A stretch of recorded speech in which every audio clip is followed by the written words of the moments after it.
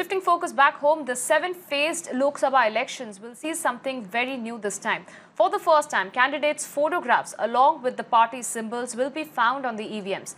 The Election Commission has also instructed the political parties to use only eco-friendly materials for campaigns, keeping in mind the environmental hazards by the plastic and polythene. Remember, the Election Commission has made it now compulsory for the candidates contesting polls to publish their criminal records in newspaper and television channels at least 3 times during campaigns, which means that criminal record of candidates filed by any party will be publicized for the first time in this Lok Sabha elections. Now, with the announcement of the election dates on Sunday, the Model Code of Conduct has also kicked in. And in order to empower citizens in the Lok Sabha polls, the Election Commission has introduced the C-Vigil app at pan-India level, whereby citizens can report violation of the Model Code of Conduct to the election authorities directly. In fact, just to recap the dates for the Lok Sabha elections for our viewers, which were announced on Sunday, the elections will be held in 7 phases, during which 90 crore Indians will vote to elect the 17th Lok Sabha. The first phase will begin on the 11th of April and the last phase on the 19th of May. Now, the counting day will be the 23rd of May. Mirror Now's Ayushman Kumar spoke to the former Chief Election Commissioner V.S. Sampath, who announced the 2014 election dates. We spoke to him to get his perspective about the 7-phased elections. The preparation of the schedule is a very laborious task.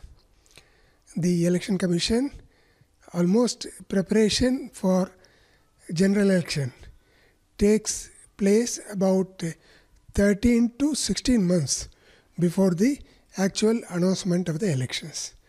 They have to go all over the country, take different climatic conditions into account, examination. What is suitable for one state, it will not be suitable for another state.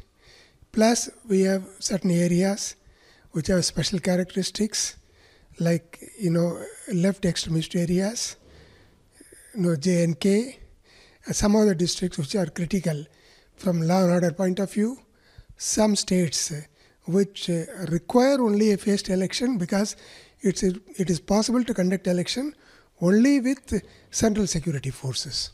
So keeping all this in mind, after a very elaborate exercise, discussion with all concerned, including the state governments. I remember when, before we announced the elections, we had 1 or 2 rounds of meetings with the state chief secretaries, state DGPs, apart from all the important functionaries at central government level, like Home Secretary, etc. As a result of all these things. And again, you have the constraint of the season, like for example, Northeast. Northeast, you will have to complete the election almost first. You have to do the election because that is an area where monsoon sets in early. The kind of voter turnout that we are seeing, the introduction of VVPAT, how important are these aspects in 2019 Lok Sabha elections, sir? See, ultimately, what is the purpose of all this exercise? Like affidavit, publication of details of the affidavit, putting it on the website. Now, they have gone a step further, said you should publish the criminal records even in the newspapers. All this is, voters should know what is the kind of candidates who are coming before them, seeking their votes to represent them. Once everything is brought out, see, ideally, yes, there should be some mechanism to disqualify the people with criminal record. Some proposal has been made to the government.